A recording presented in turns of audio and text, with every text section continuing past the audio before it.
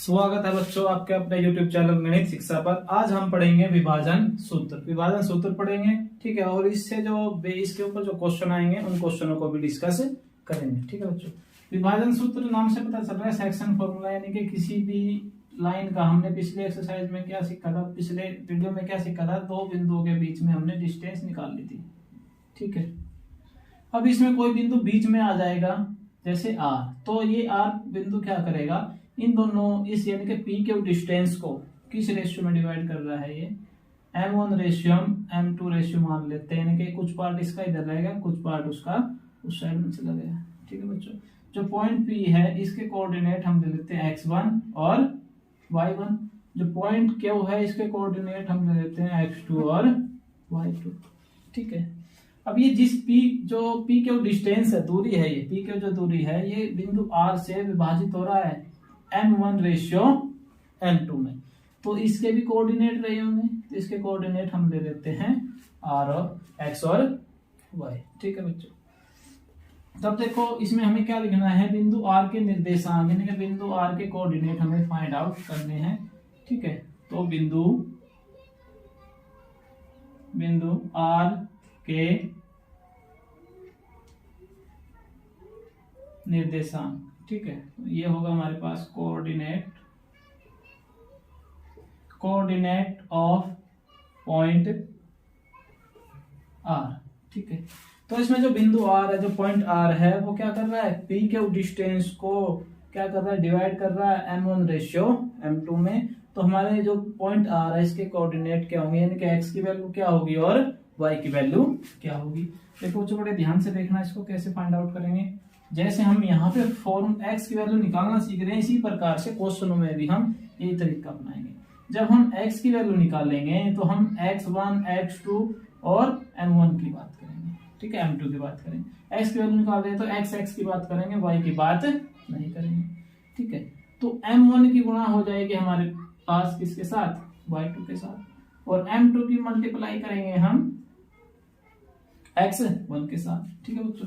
तो x is equal to किसके होगा, m1 की मल्टीप्लाई कर रहे हैं हम किसके साथ, x2 के साथ, प्लस में m2 की मल्टीप्लाई किसके साथ करेंगे, x1 के साथ, और डिवाइड में क्या आ जाएगा, जो हमारा रेशियो है इनका हम प्लस कर देते हैं, तो डिवाइड में इनका प्लस कर देंगे। ये हमारी किसकी वैल्यू होगी, x की वैल्यू होगी। चुप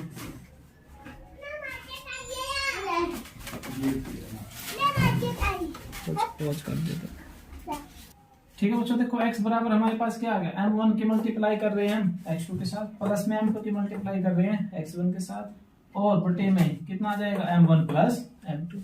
इसी प्रकार से हम y की वैल्यू निकालेंगे, तो y की वैल्यू निकालेंगे तो हम y की बात करेंगे। तो m1 की मल्टीप्लाई अब के बाद किसके साथ हो जाएगी, y2 के साथ। इसी प्रकार से m2 की मल्टीप्लाई किसके साथ हो जाएगी, y1 के साथ, यानी कि इस साइड वाले की उस साइड वाले के साथ, पहले साइड वाले की इस साइड वाले के साथ मल्टीप्लाई होगी, ठीक है। तो m1 की मल्टीप्लाई हम कर रहे हैं y2 के साथ, प्लस में यहाँ पे m2 लिखा है तो क्या आ जाएगा, y1 आ जाएगा, और बटे में क्या आ जाएगा, इन दोनों का जोड़, ठीक है बच्चों। तो ये हमारे पास किसके निर्देशांक आए हैं, x और y के, ठीक है बच्चों। ये हमारा पहला केस, ये हमारा मेन फॉर्मूला है। इस फॉर्मूले से और फॉर्मूला ना भी लगाओ तो काम चल जाएगा, ठीक है। ये हमारा मेन फॉर्मूला है। और हमारे स्पेशल केस क्या बन सकते हैं, सेकंड केस देखिए क्या बन सकता है। जो बिंदु R है, जो पॉइंट R है मेरे पास, ये P होगा मेरे पास x1, y1, और ये x2 और y2, ये पॉइंट Q। जो पॉइंट R है ये इसके कोऑर्डिनेट x y, ये इसको क्या कर रहा है, इक्वल रेशियो में डिवाइड कर रहा है, इसका मतलब 1:1 में, ठीक है। तो R क्या है, इसका मध्य बिंदु है P के होगा, ठीक है। तो यहाँ पे जो बिंदु R है, यदि R PQ का मध्य बिंदु है तो R के निर्देशांक, तो बिंदु R के निर्देशांक क्या होंगे, ठीक है बच्चों। तो बिंदु R के निर्देशांक हमने निकाल लिए, मेरे पास ये आए, ठीक है। तो जो बिंदु आर के निर्देशांक है इसका मतलब एक्स और वाई में इसको इस प्रकार से भी लिख सकता हूँ, ठीक है। यानी कि एक्स की वैल्यू देगा, या हम डायरेक्ट लिख लेते हैं एक्स इज इक्वल टू कितना आएगा, ठीक है। अगर ये इसका मिड पॉइंट है तो 1 की मल्टीप्लाई किसकी होगी, सेम तरीका वही रहेगा, इसकी मल्टीप्लाई x1 के साथ होगी, इसकी मल्टीप्लाई x2 के साथ होगी, तो सेम ही आएगा। तो x इज इक्वल टू किसके आ जाएगा, x1 प्लस में x2 के, और नीचे इन दोनों का सम करेंगे यानी कि तरीका वही रहेगा, तो कितना आ जाएगा 2 आ जाएगा, ठीक है बच्चों। तो y बराबर क्या होगा, तो y की वैल्यू क्या आएगी, y की वैल्यू भी y1 प्लस y2, और y में कितना हो जाएगा 2 हो जाएगा। If point R is the midpoint of PQ, then the coordinate of R is equal to क्या हो जाएगा, x is equal to x1 plus x2 by 2, और y is equal to y1 plus में y में 2, ठीक है बच्चों। ये इसका आपका दूसरा केस। तो आपसे इस प्रकार से क्वेश्चन पूछ सकता है, इस प्रकार से एक तरीका और बनेगा, देखो ध्यान से।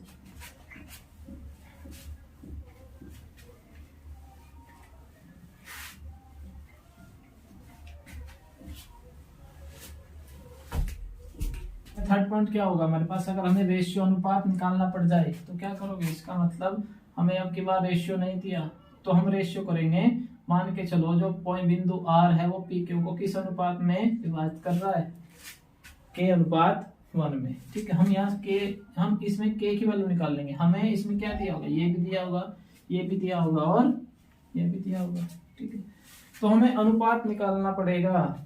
हमें क्वेश्चन में क्या मिलेगा, 2 पॉइंट दिए होंगे, जो थर्ड पॉइंट होगा जो इसके बीच का बिंदु होगा, जो पी क्यू को किस अनुपात में विभाजित कर रहा है, हमसे ये पूछा जाएगा। तो हमसे अनुपात पूछा जाएगा, तो ये वैल्यू भी गिवन होगी और ये वैल्यू भी गिवन होगी, ये भी गिवन होगी, हमें ये गिवन नहीं होगा, ठीक है। तो उस कंडीशन में हम जो ऐसे बिंदु आर के निर्देशांक निकालते थे तो हमें सेम तरीका वही लगाना है। अगर हमें अनुपात निकालना पड़ जाए तो हमने अनुपात क्या मानना है, के अनुपात 1 मानना है, तो हमें किसकी वैल्यू फाइंड आउट करनी है, के की वैल्यू फाइंड आउट करनी है, तरीका वही लगेगा हमारा, ठीक है। तो इसमें जो x इज इक्वल टू होगा, x जो ये वाला x है वो किसके इक्वल होगा, k की मल्टीप्लाई किसके साथ हो जाएगी, x2 के साथ, प्लस में 1 की मल्टीप्लाई किसके साथ हो जाएगी, x1 के साथ, तो x1 आएगा, और नीचे क्या आ जाएगा, k रेशियो 1 यानी कि k प्लस में 1। आप इस सिंगल यूज से भी, इससे भी जब हम इसका क्रॉस मल्टीप्लिकेशन निकाल लेंगे वैल्यू रख के, तो यहाँ से भी k की वैल्यू निकल जाएगी। तो जो k की वैल्यू आएगी वही हमारा अनुपात होगा।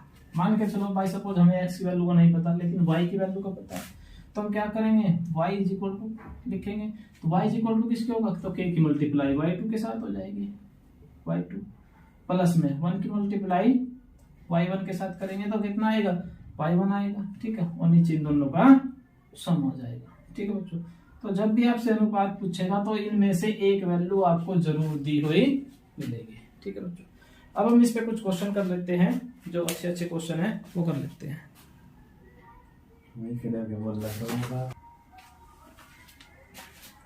तो नेक्स्ट क्वेश्चन देखिए बच्चों, इसके हमने जो फॉर्मूला किया उसके आधार पे हम क्वेश्चन देख लेते हैं। क्या क्वेश्चन दिया है, उस बिंदु के निर्देशांक ज्ञात कीजिए जो बिंदु -17 और 4-3 को मिलाने वाले रेखाखंड को 2:3 के अनुपात में विभाजित करता है, ठीक है बच्चों।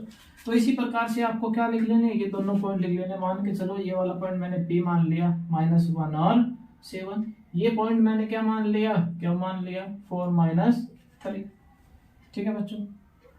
कोई बिंदु ले लिया हमने यहाँ, कोई क्या है, मिलाने वाले रेखाखंड को इस 2:3 में विभाजित कर रहा है, उस बिंदु के, वो बिंदु हमने मान लिया R, वो R बिंदु के निर्देशांक मैंने दे दी x और y। तो ये जो बिंदु R है P Q को 2:3 में विभाजित कर रहा है, ठीक है। तो हमें किसकी वैल्यू बतानी है, x और y की, यानी कि बिंदु R के निर्देशांक, ठीक है बच्चों। तो ये होगा हमारा बिंदु R के निर्देशांक, ठीक है बच्चों। अभी हमने फॉर्मूला क्या बताया था, उसके आधार पे हम लिखते हैं, हमने क्या निकालनी है, x की वैल्यू निकालनी है। तो x इज इक्वल टू किसके होगा, फॉर्मूला बेसिक ना भी ध्यान रहे तो आपको क्या करना है, x इज इक्वल टू किसके होगा, 2 की मल्टीप्लाई करनी है 4 के साथ, ठीक है। इसकी पहली वैल्यू तो इनकी भी पहली वैल्यू हम उठा के चलेंगे।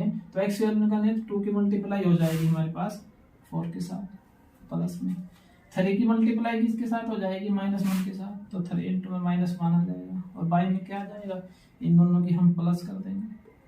ठीक है बच्चों, यहाँ से वैल्यू हमें ये कितना जाएगा 8 प्लस माइनस पहले माइनस हो जाएगा और ये 3 आ जाएगा और बाई में कितना आ जाएगा 5 आ जाएगा। ठीक है, तो x इज इक्वल टू आपका कितना आएगा, तो 8 में से 3 को हम माइनस करेंगे तो कितना आएगा 5 बाई 5, इससे कट के वैल्यू 1 आएगी, तो x की वैल्यू कितनी आ गई 1 आ गई।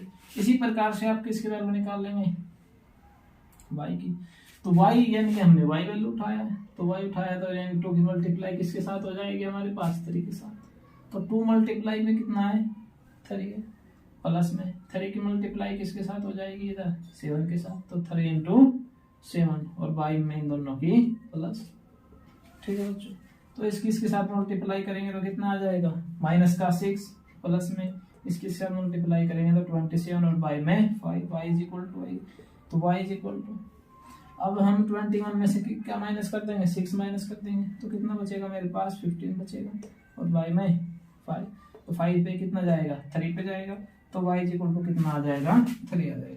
तो उस बिंदु के निर्देशांक यानी कि जो हमारे पास पॉइंट r आया है x और y, वो कितना आया मेरे पास पॉइंट x की वैल्यू 1 आई है और y की वैल्यू कितनी आई है 3 आई है, यही हमारे पास आंसर है। ठीक है बच्चों, तो वीडियो ज्यादा लंबी हो जाएगी, हम इससे अगले वाले वीडियो में बहुत ज्यादा मोस्ट इंपोर्टेंट क्वेश्चन करेंगे जो आपके पेपर में देखने को मिलते हैं। ठीक है बच्चों, तो अपने दोस्तों को भी बताइए, ज्यादा से ज्यादा शेयर करिए, लाइक करिए, सब्सक्राइब करिए। Thank you for watching.